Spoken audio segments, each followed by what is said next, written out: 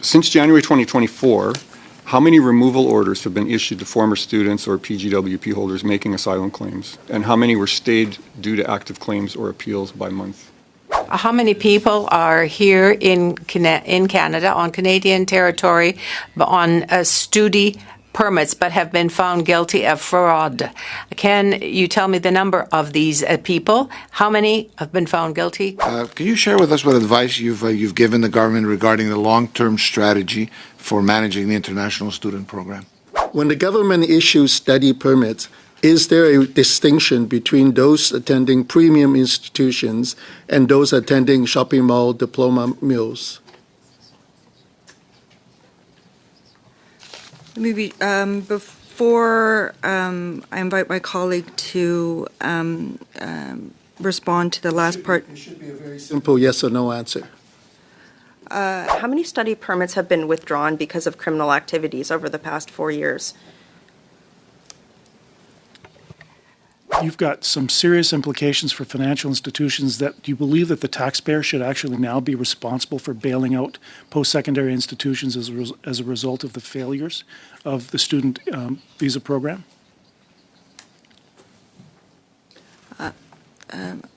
This guy's garage. Like and subscribe. The committee is commencing its study of the International Student Program and study permits. I would now like to welcome our witnesses for today's meeting. From the Department of Citizenship and Immigration, we have 4 guests. We have Pemi Gill, Assistant Deputy Minister, Service Delivery. We have Soo Young Park, Assistant Deputy Minister, Economic Programs. We have Aisha Zafar, Assistant Deputy Minister, Migration Integrity. We have Bronwyn May, Director General, International Students Branch. My first question is to Ms. May, and that is, what advice did you provide the Minister on study permits regarding the impact on housing and asylum claims and employment and food bank usage, things like that?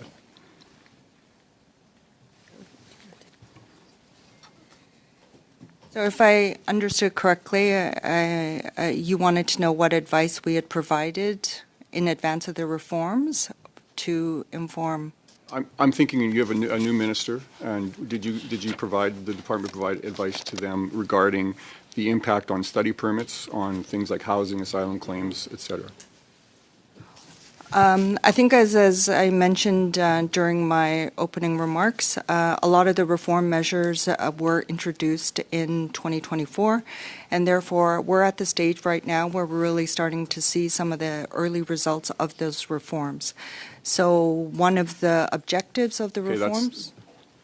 That's not exactly what I was looking for, but let's go a different direction. I do have some questions related to the department's understanding of the situation on the ground in Canada and how that impacts recommendations that are made to the minister. So regarding study permit holders and postgraduate work permit holders, what was the IRCC forecast for the number of asylum inflows attributable to study permit holders and postgraduate work permit holders? So in terms of the impact to asylum claims, I'm happy to report that this year alone, overall, the overall asylum intake has actually dropped by over 30%. And in that, in terms of the student numbers, there's been a corresponding decrease as well, at least until the end of July 2025. So does the department track the number of study permit holders and postgraduate work permit holders that claim asylum? We would be able to track the permit or the status that they held prior to the time that they claimed asylum. Okay, could you table that information with the committee? The number of study permit holders or postgraduate work permit holders that claim asylum by, let's say, by year? For the last, by the year yeah, for the last 2 I years. believe that information is this is the precise data. So there were actually 40% less asylum claims made by students in July 2025. I'm looking for a number, though. Yeah, I'm giving the number of 1,586 compared to December 2024, 2,640. Okay, so of all study permits expiring in each month since January 1st, 2024, what percentage of former holders filed asylum claims? Well, the statistics that I just provided you would be study permit holders who claimed asylum. Okay, let's try this. What are the top 10 nationalities among former students or PGWP holders now claiming asylum, and what primary grounds are being cited? I wouldn't have, we would be able to provide to you the nationality in terms of the claim type or the grounds of claim. That would be available through the Immigration Refugee Board. Did you say you would not be able to provide the nationality? We would be able to. Okay, so can you please do that? You can submit that to us after the fact, Okay. but that would be good information. Since January 2024, how many removal orders have been issued to former students or PGWP holders making asylum claims? And how many were stayed due to active claims or appeals by month? That would be under the mandate of the CBSA, but I'm not sure if you want. Yeah, as my colleague mentioned, that would numbers of removals specific to study permits would be under CBSA's purview. However, I understand that they did affect overall 18,000 removals in 2024. I don't have the percentage of what were students. So the department doesn't know how many removals were from student study permit holders. Is that what you're saying? IRCC does not track that data, as it's the mandate of the Canada Border Services Agency.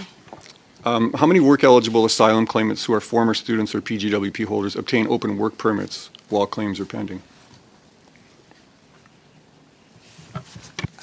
Just to confirm, Madam Chair, PGWP is an open work permit, so I'm not sure if I would be answering the question that's being sought. Sorry. Okay, thank you. Since January 2024, how many study permit holders transitioned to postgraduate work permits, and what share remained in the original study region versus moved to another province? I would be able to answer part of that question. What I can tell you is that we've had in 2025 new PGWP, or 2024, the new PGWP holders were 200,000. And that's a decrease from the previous year of 15%. What share of them remained in their original study region versus moved? I'm sorry, I didn't hear that. What share remained in their original study region versus moved to a different region? A quick I response, wouldn't, please. I Ms. don't Park. have that information on me today. IRC does not have that, or you just don't have it with you? It would have to be a special request to gain that information. Can you provide that to the committee? Yep. Okay, and can I just confirm one thing that We're at 6 minutes and 30 this seconds. is more of a point of order.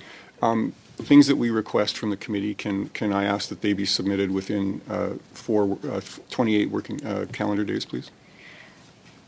The request can be made, and I think they'll do their best to do that with that time frame.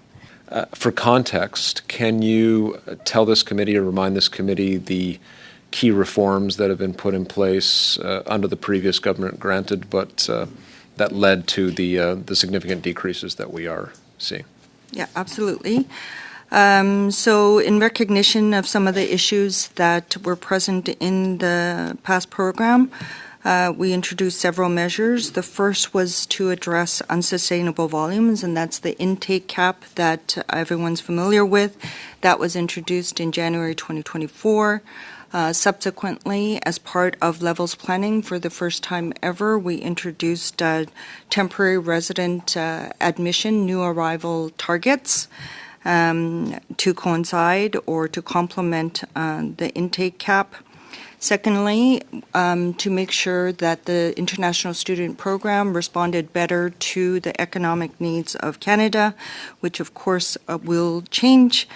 We aligned the postgraduate work permit eligibility to meet those longer-term structural labor market needs, and introduced a minimum level language proficiency, because we know that language proficiency is a strong factor in success in Canada.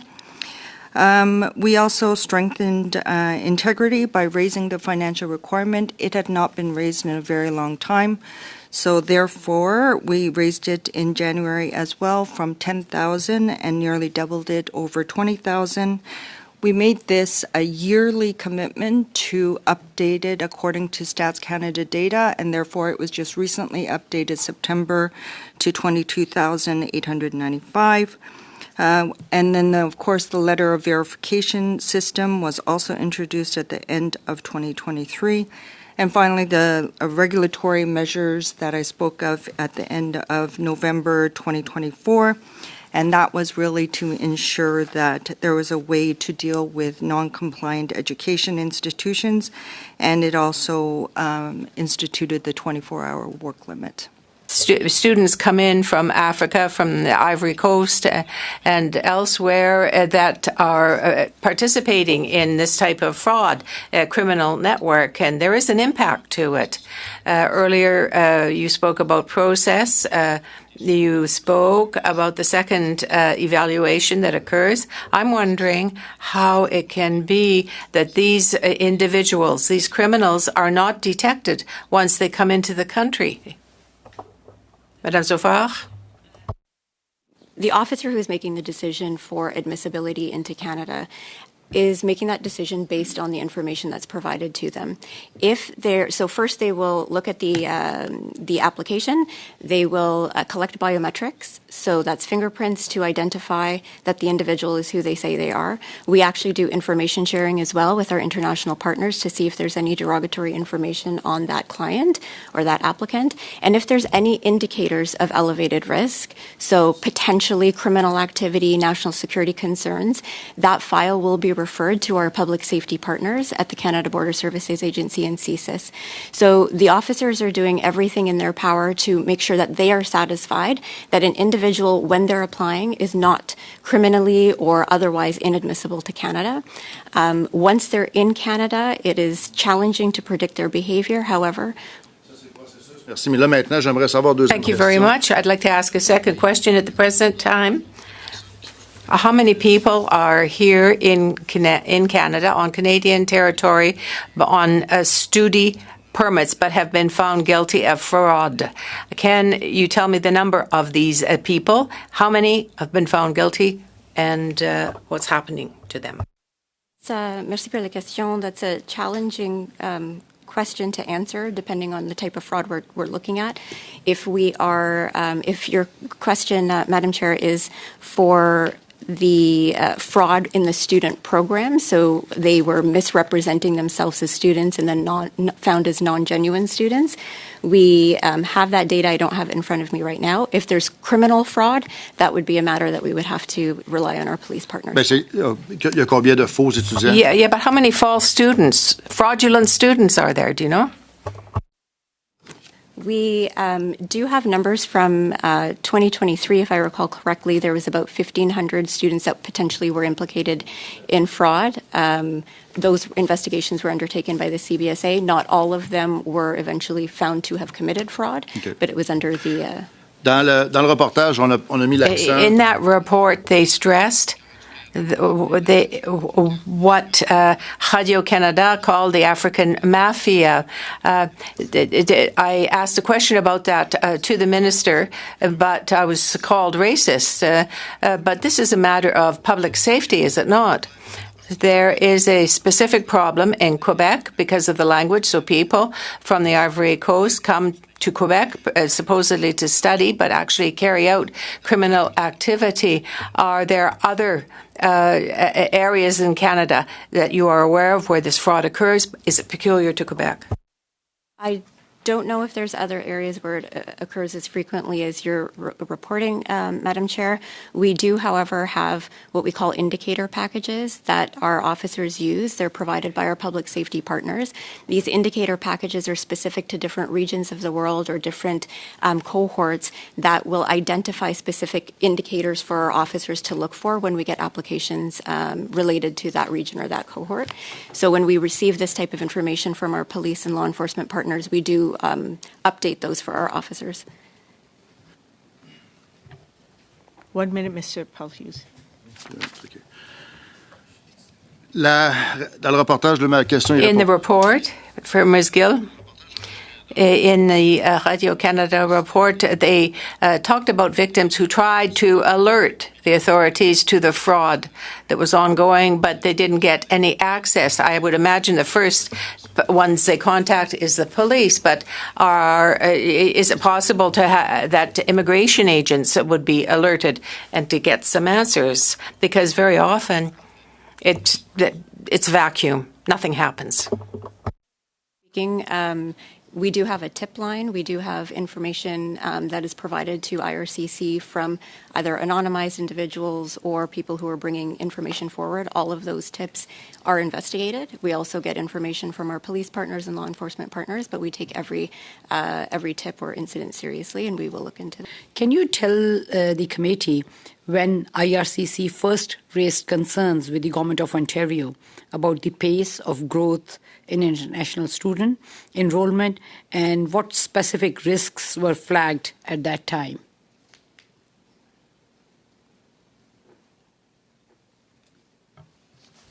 Thank you, Madam Chair, for the question. I wouldn't be able to specifically say when it was raised with Ontario. We meet with our partners on a regular basis to exchange information and to make sure that the system is functioning well. I would say that there have been lots of meetings related to how we can make everything better. We are starting to see progress, and one of the things that we have seen is that the rental markets are cooling down, and that's one of the objectives that we had when we started the reforms, to make sure that international students were not a burden on the housing system. For example, the recent CMHC report reported that rental price growth slowed from 8.9% to 3.2% in Kitchener-Waterloo, and similarly in Hamilton from 12.8 to 2.4. And they had cited it due to lower international student numbers. What efforts did the IRCC make to engage the Government of Ontario on strengthening the oversight of the designated learning institutions, and what responses did you receive from the province of Ontario? Ontario, naturally, given the size of Ontario and the population, it is a province that we engage with regularly. We just recently had a meeting with all of our provincial partners to give them an update on all of the changes and what kind of results that we're seeing. We also engaged in consultations related to the PGWP program, because we know that that is also something that PTs or provinces and territories are concerned about, and that we welcome their feedback. So that was part of the express entry category-based selection. They are aware that we use that information, particularly from provinces and territories, in order to inform our opinions going forward. What would be helpful, I wonder if you could undertake to provide us with a table of the different immigration streams by year, by stream, for, let's say, the last 10 years. I'd like to see where that has gone in order to be able to understand what you're saying, that you're seeing improvements and so forth. I'd like to see where it's gone over the last 10 years, given the fact that we've had 7 different immigration ministers over the last 10 years. So would you undertake to provide that to us, please, within the next, say, 28 days?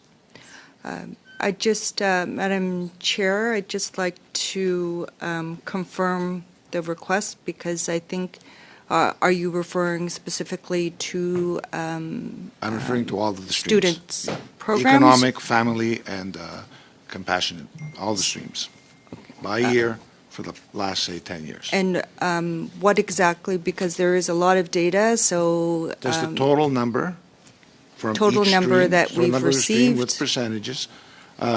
back in the day, we had measures for that. 65% would come through our economic streams. According to the levels And plan? the levels and so forth. I'd like to see where that's gone over the last 10 years. I know there's some information available on the website, but if you can provide the committee with that graphic, I think that would be very useful for us. Of each year, what the levels plan Correct. has been for immigration? Okay. What the results were for each year. Okay, the the levels plan and then the admissions against that levels plan. Thank you. Yeah, thank you. Can you share with us what advice you've given the government regarding the long-term strategy for managing the international student program?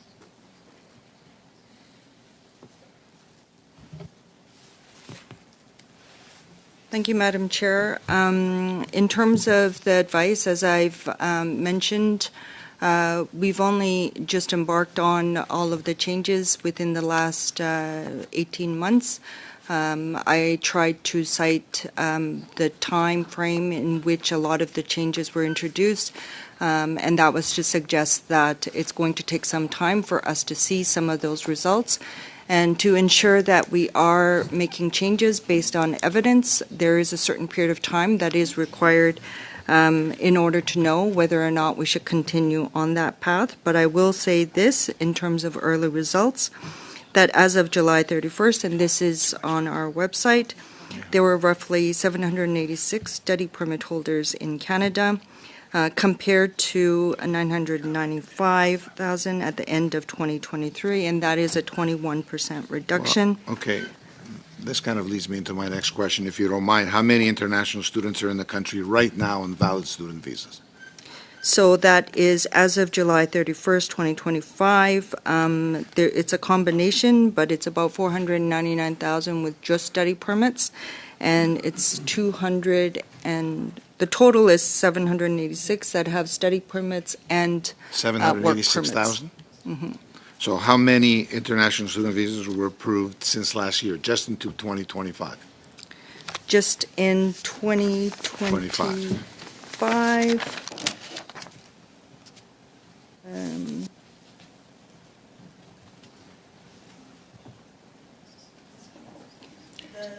The number of decisions taken so far this year is 174,000. 174,000? Okay, because a quick Google search said 437,000 for the year. Is that an inaccurate number? I'm sorry, what number did you cite? 437,000. That is actually the study permit issuance target, so the number of approvals. So there are several numbers, so you will see that there's a number for the number of new arrivals. There's also a number for the number of approvals, which actually leads to a certain number of arrivals. What advice, if any, has the IRCC given the government regarding institutions who take advantage of the international student program? My colleague, Aisha Zafar, has been outlining some of the measures that we've put in place to strengthen the integrity and through the reporting system, working with our DLIs. I will cite as well that, or recite the 14,000 letters of acceptance that we have actually intercepted. So these are ones that didn't even make it here because we were able to intercept them. Okay, so there hasn't been an investigation confirming those 14,000, and if so, what action has been taken in your department or others in the government to bring accountability to the offenders? Thank you for the question. So, yes, when we look at potentially 14,000 fraudulent letters of acceptance, we take the data and we look at the indicators in each of those applications. Is there something that's consistent in each of those applications that identifies for us that this is a large-scale fraud, or there is something that individuals are trying to circumvent the program, and we will issue reports or other types of packages for our officers so that they can look out for those in future applications. We've done that in other cohorts as well. Last year, we were able to determine that there was a fraud happening in the visitor program. We did activities that I just mentioned, we were able to increase the identification of fraud and misrepresentation in that court by 241% over the course of a couple of months. So that's the system that we look at. If we either get information from our partners, we get tips, we look at our own trends, and we look at those indicators and see how can that improve our processing and our ability to identify that fraud and abuse in the future. And Do you agree that the number of 15 seconds. international... 15 seconds, so very 15 quick, yes. Do you agree that the number of international students let into the country impacts housing prices? You said that you thought in some communities you've seen that come down somewhat. What proof do you have that it's the result of the actions that you're taking is what's causing the housing prices or the housing market to slow down? Because there's a whole bunch of other factors that affect housing prices in the country. I wonder how you identify that as being directly related to the actions that you've taken. So it wasn't us that put that forward. I cited a study by CMHC that looked at some municipalities that are with universities, and what they had cited was that since we have put in some of the measures to control volumes and some of the other measures, that there has been a decrease on pressures in the housing market. Can either one of you please outline what recent steps IRCC has taken to combat instances of fraud experienced by international students? thank you for the question. So as we talked about the integrity measures that we've put in place over the last couple of years and strengthened, a couple of them will relate to the conditions that international students may face when they come into Canada. The first, as my colleague mentioned earlier, is the increase of the financial requirement. So this ensures that students who are coming into Canada are able to financially support themselves. That means that they will be able to house and feed themselves and then conduct their studies and go to school. We've also put in the letter of acceptance verification program. This is a key because, as many members are aware, Madam Chair, in 2023, jointly with the Canada Border Services Agency, we identified that there was a significant letter of acceptance fraud. And there were international students who also were victims of that fraud, didn't know that those letters of acceptance were fraudulent. Our ability now for every single student permit for our officers to automatically verify with the learning institution that the letter of acceptance is actually authentic has resulted in that 14,000 number that we presented where we've identified potentially fraudulent letters of acceptance. So this protects the students as well. And in terms of student compliance, we do require, as I mentioned, twice a year for designated learning institutions to confirm for us that students are actually registered. Where we see that there is no match or that they are potentially not registered or attending school, we're able to conduct our own investigation. The learning institution can follow up, and we will be starting to share that data with provinces and territories as well in the spring so that they can also follow up and see whether it in fact is fraud or that there's some other reason why the student's not attending. And then we would be able to collectively address the gaps in that way. Thank you for your answer. I think it was very well detailed. You had mentioned CBSA, the use of CBSA in your answer. Can you just tell us how the tools that will be provided by Bill C2 will allow IRCC to better combat immigration fraud stemming from the International Student Program? Thank you for the question. Under C2, one of the provisions that we are looking for is the ability for greater information sharing in the immigration program. Right now, we do not have the legislated ability, except for the Privacy Act, to share immigration personal information for purposes other than assessing the application. So what that means is a couple of things. We're not able to share personal information with provinces and territories to make sure that individuals who are accessing provincial benefits, for instance, or social services are actually in status. We are not able to share certain pieces of information with our federal partners outside of the immigration stream. But perhaps most importantly for me is currently we are not able to share immigration information on applications between our business lines. What that means is we look at every application as an independent individual application. So if somebody applies to be a temporary resident as a student, and then later on they apply for permanent resident, we're looking at those as separate applications. We can't share the information that was provided throughout their immigration process all the way until they become a permanent resident or citizen. So in order to improve the integrity and fraud in the system, but also facilitate for those individuals not having to send us the same information, and we can omit errors that way as well, C2 will help with that information sharing. Thank you once again. My last question is, how many instances of fraud has IRCC's new PAL requirement stopped since being enacted? Quick answer, please.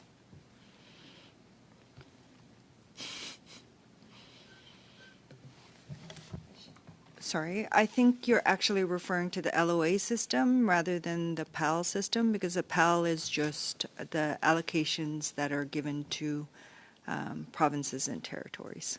And we'd had previously mentioned the number of 14,000. Okay, thank you. Madam Chair, my principal concern is the reputation of Canada as a top destination for international students through our institutions that are ranked and esteemed globally. We are speaking of likes of the University of Toronto, McGill, and UBC, not the colleges that are housed in shopping malls and strip malls. So my first question is, when the government issues study permits, is there a distinction between those attending premium institutions and those attending shopping mall diploma mills? Maybe before I invite my colleague to respond to the last part. It should be a very simple yes or no answer. As stated, each application is going to be assessed on its merits. So part of the assessment of an application is the institution that they're going to and the kind of student that So is they that a have yes been. or is that a no? I think I have answered the question, but yes. Yes? Okay. Yeah. So then the following question is, shopping mall diploma mills that accept international students are considered designated learning institutions, as we discussed earlier, making them equal to our premium research universities. From a percentage standpoint, what is the split of study permits allocated to our premium institutions versus those given to the shopping mall diploma mills? That would be determined by each province and territory, but what I can tell you is that through the measures that were introduced, the share of university degree students is starting to grow. So from 30% to 33%, and the share of college students is starting to decrease from 44 to 40% since the cap was imposed. So, Ms. Park, we were looking at, you were part of the group that was providing strategic advice to the minister at the time of the strategy and rolling forward. Did you or your colleagues advise the minister at the time regarding the foreign student permits issued during that time? Because there was a massive spike in permits during that time. Did you or any of your colleagues advise the minister not to increase permits to the level that he did? Just as a point of correction, Madam Chair, I was actually not part I did not hold this position at that time. Were you not at the time in 2022 a ADM for strategic and program policy sector? So therefore you were advising. It was not part of my portfolio. I see. So, okay. So you're saying you were not part of that number. So, but your colleagues did not recommend the minister either? I cannot speak on behalf of my colleagues at that time in 2022. So can the witnesses here give an answer, yes or no? We would not be able to do that at this time. So will you be providing that information to the committee within the 28 calendar days? I'm a bit of unclear order, on Chair. what information I'm providing. Yes, Mr. Fragiscatos. Chair, point of order. This 28-day point has come up a number of times. If officials can provide it within that time, fine. But let's, I just remind colleagues that we haven't passed a motion to that effect. And so timelines vary according to how easily information can be found. There's any number of factors. Thank you, Mr. Fragiscatos. As It's you not know. a point of order. This but, has come up a number of times. But just Mr. Ma, just so we can clarify, because you've asked a question to try to get information. So you're trying to get information about whether there was advice given by an official in the department to actually increase or decrease. Can you just repeat the question that you would like? Yes. The information you'd like. The question is, did the department provide the recommendation to the then minister on either increasing or decreasing the number of foreign students program? And that was in 2022? Yes. Okay.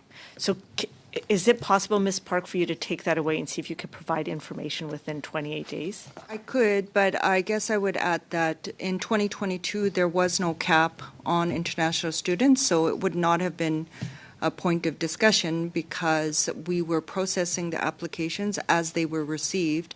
That's part of the reason that in 2024, we moved forward with the cap. So I think, Mr. Ma, how many seconds do we have left? 1 minute? 30 seconds. So you have 30 seconds left. So please. just to follow up on that, so then the department was following a process and approving without any sort of quota or targets, and it was just a free flow, free approval, and that's what caused this issue? Madam Chair, I would not characterize it as a free flow. I think that the applications come in. But you just said there was no There was no limitation. cap at the Okay. time in terms of the number of applications that we would receive. I think we relied very heavily on the fact that there's lots of benefits to international students as well. So I don't think that we Is that- should Thank you, ignore that Mr. include- Park. Thank you, Mr. Ma. Your time is up. Thank you. Could you go over that again? Because I think for people, the millions of people watching on CPAC, of course, they won't necessarily pick up on the point, perhaps, because this is an area that you are working in. This is your area of expertise. How does the change that's proposed in C2 guard against the fraud that has been an issue with international students or some international students in the past? Thank you for the question.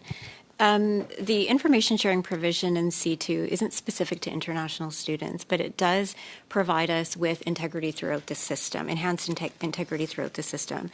With our information is key. So as we've said before, the officers are only able to make an assessment for admissibility and eligibility, which is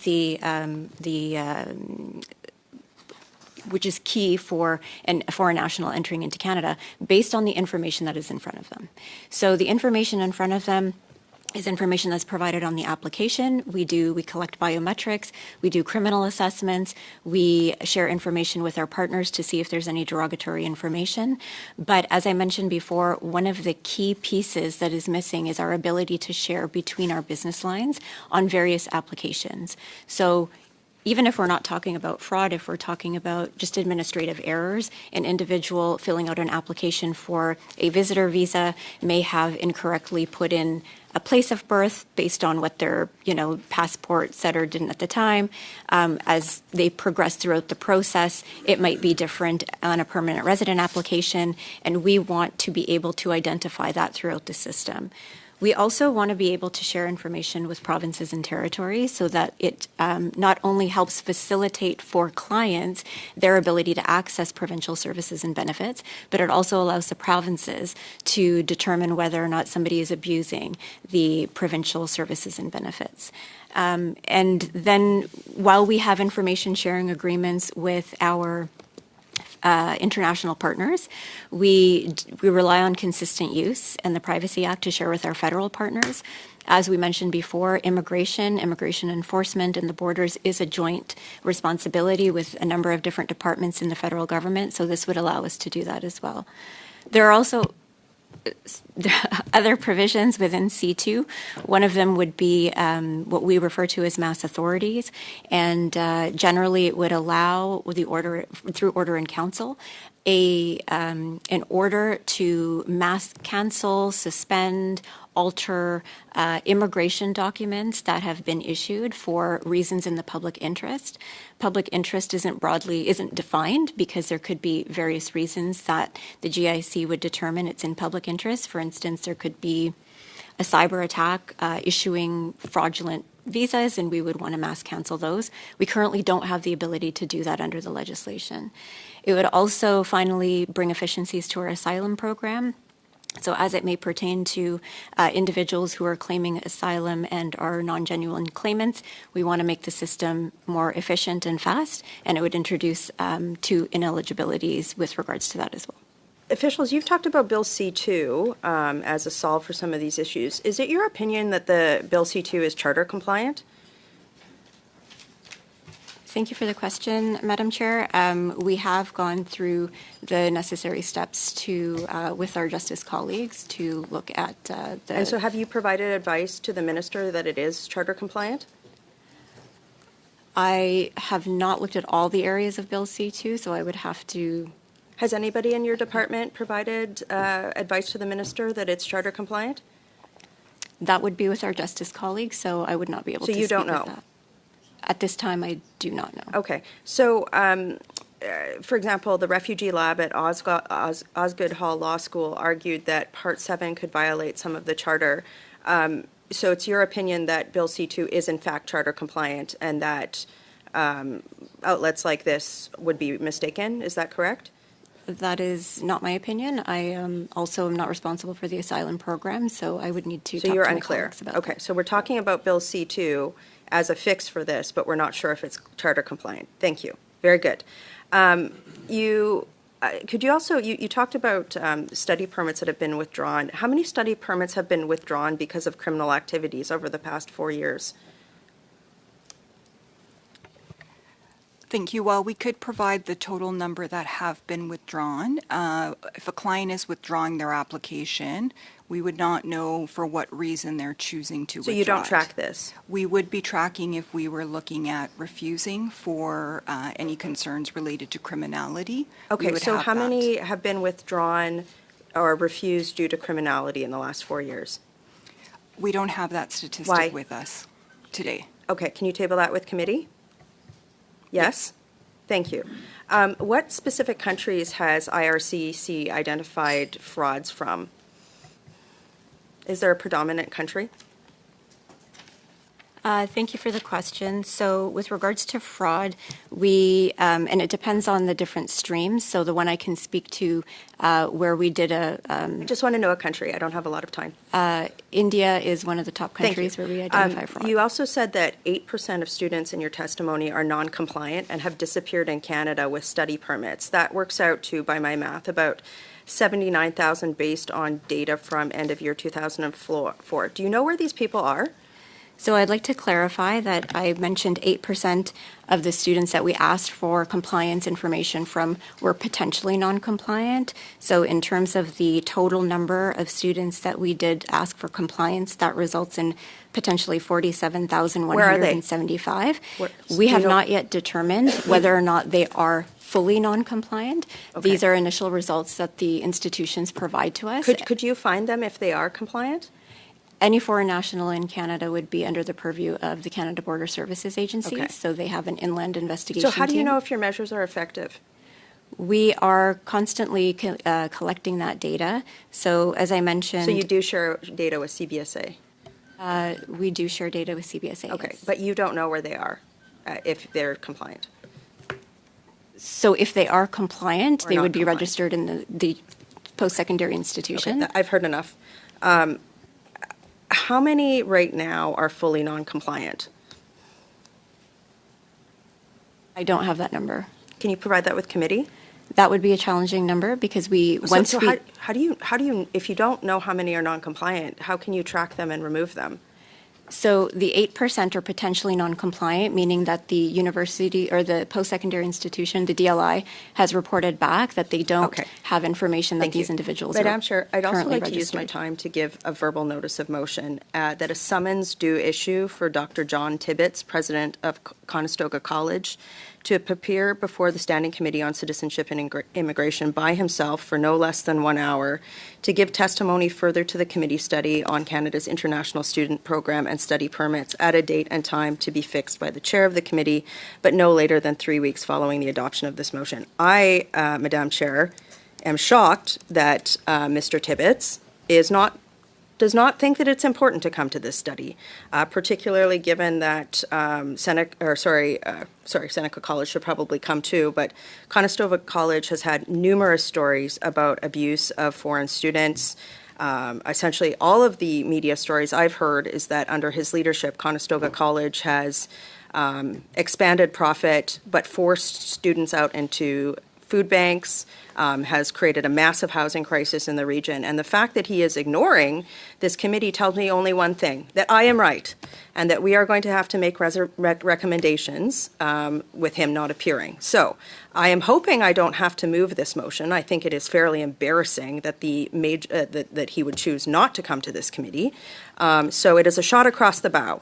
I really hope, Madam Chair, that President Tibbetts would avail himself of the invitation to come to this committee and that we do not have to make a major media story about him choosing not to and trying to send his lobby group instead. Thank you. I would like to ask you in regards to the work permits which are issued after the completion of the courses which the international students are coming in, like who is eligible for the work permit, and are there any specific courses or like codes which are defined that only those people would be able to get the work permits?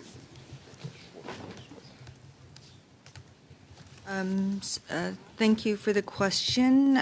For the postgraduate work permit, as I mentioned, it is an open work permit. Those who we did introduce some changes to the eligibility of that work permit in November 1st, 2024. And essentially what we did was we introduced language requirements, so a slightly higher language requirement if you are a university student as opposed to a college student.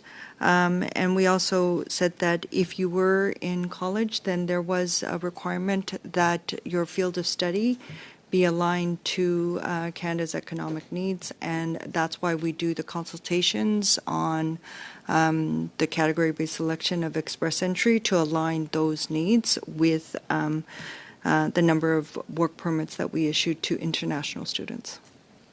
Thank you. So are there any specific codes and like how that decision is made? Like is there any research you have that that only the work permits will be issued for these subjects or the codes?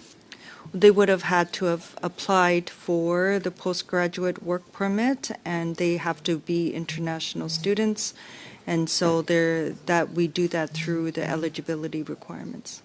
Because some institutions like colleges like Centennial College are saying that there's a certain fields of studies where the international students are not eligible to get the work permits, and that's affecting the courses which they are offering at their colleges. Yes, absolutely. One of the reasons that we introduced the field of study is to make sure that when international students are coming to Canada, that they are hopefully studying in areas where they could in the future contribute to the economy of Canada, and that's why we're saying because now you go from international student to a temporary worker, our expectation is that it is going to be in a field or in an area where there is a labor need in Canada.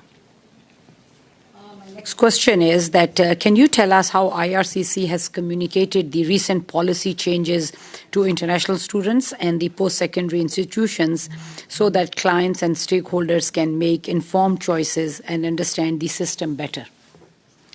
There are many ways that we have endeavored to share that information. We know that it's very important. As I cited, there's many changes that have taken place. So, of course, we use the information on our website. We also have regular updates to provinces and territories, and also with national education associations, and also with specific or individual DLIs. There's a lot more of them than us, so it makes it a little bit challenging, but that is why we attempt to share as much as possible in writing.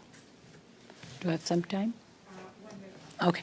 So in regards to the housing needs, like since the introduction of the international student cap, like what measurable benefits have we seen so far in relieving the pressure on the local housing markets? And can you point to any metrics showing these benefits?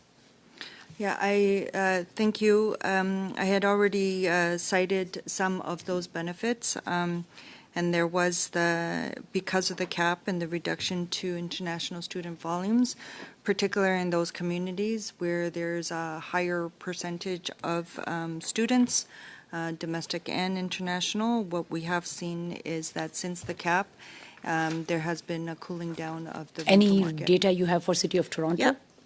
I don't have it specifically for Toronto because we were citing not IRCC stats, but from CMHC as the official source, but we can endeavor to get that.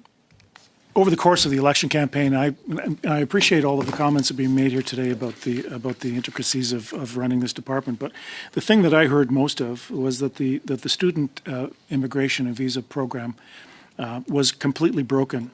We went from 350,000 people, roughly 350,000 people in 2015 to just under 1 million in 2023. So does anybody track the financial implication that this has had, the sudden shift of completely turning the program and its open-ended application process? Do you track the financial implications on this on post-secondary institutions?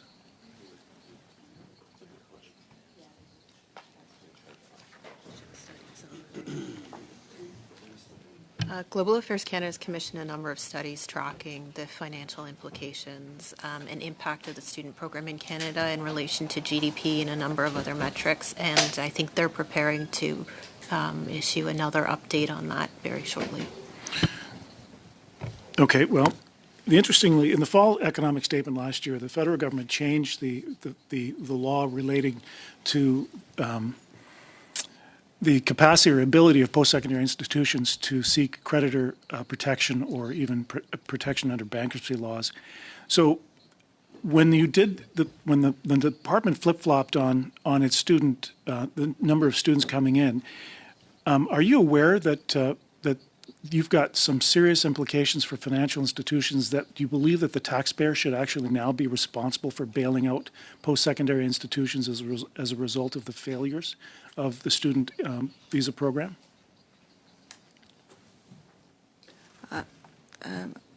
I don't think I would be able to speak to the points that you're raising at this time. Okay, so it just... Thank you so much, Mr. Davies. Thank you. Can either one of you please let us know what performance measures is IRCC using to assess whether recent policy changes to the international student program are achieving their intended results? And can you update us about the progress of any of these performance indicators?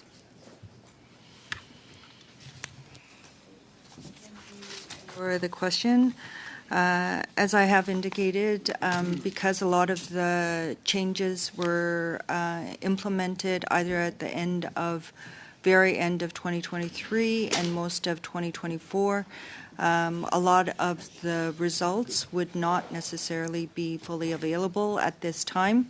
All I can provide to you at this time is some of those early results, and what you have seen is that we have been able to bring down the number of international students who are in Canada, which has also resulted in a cooling of the housing market as well. Thank you. How much time do I have? 50 seconds, but you don't have to take it. Okay. I'll leave it just because I don't think we'll have enough time for an answer. Thank you so much, Ms. Je vais prendre le 50 secondes. I'll take the 50 seconds. Thank you for being here. I know our questions have been difficult ones. You said that you received a summary of the report, of the reporting. At least that's what I understand. I think that Émission Enquête is a really big deal in Quebec. It was the first of the new season last week. So that's an enormous scandal in Quebec. It was your department's answers were not much appreciated by the universities or the government of Quebec. So I invite you to reflect on what you see and take a good look at that particular show. Before this report, were you aware of the fact that there were criminal activities here in Canada? Thank you for the question. Yes, I am aware that there are criminal activities happening in Canada, some of those undertaken by foreign. De ce réseau-là particulièrement, est-ce que vous That particular network, though, I'm wondering about. Did you know them? Parfait. À ce moment-là, selon vous, quels outils IRCC... What tools, then, would you think would be good ones to develop and to deal with this type of network? It was an extraordinary journalist that prepared that particular show, that report, and reporting. But you want to have tools to be sure that this type of situation never reoccurs again, so that there would be all these hundreds of victims that have suffered because of the scam. Some people lost their life savings, some $300,000. So what tools can you develop to prevent this again? The measures that we talked about today will help. Unfortunately, sometimes the negative results that we see from foreign nationals entering Canada, if they have committed some type of fraud, happen after, maybe 6 months to a year after the permits have been issued. So there's always a lag time in terms of what we actually see resulting. We're, from an immigration's perspective, able to take that information and, as I mentioned, feed it back into the system so we're not bringing in or allowing foreign nationals to come in with similar intentions or characteristics. When something like this happens, we do work very closely with our law enforcement partners. I myself attend various Canadian Association of Chiefs of Police committees, where if there are immigration links, we're able to see how can we take the law enforcement or criminal information and improve our systems and our processes. So there is that continuous conversation. Donc, si on développe de nouveaux outils, ça veut dire... So if you develop the tools, that means that... Thank you, Monsieur Duceppe. I think we're at above time. What I will do right now is I'm going to suspend for as short a time as possible so that the witnesses can leave, and then we can move into camera to discuss committee business.